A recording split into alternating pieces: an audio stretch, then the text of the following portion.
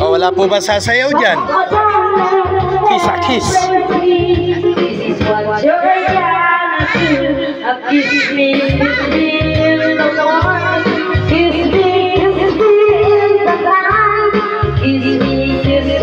Pili ka na ng kanta mo. Itayo mo yung Bisaya.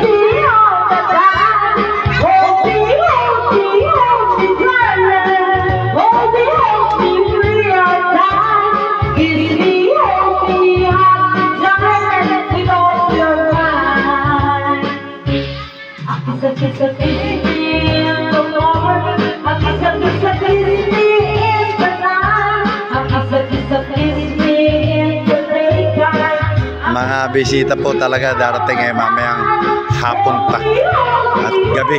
May trabaho po kasi ngayon, Sabado. Alright. So, mamaya na lang ulit.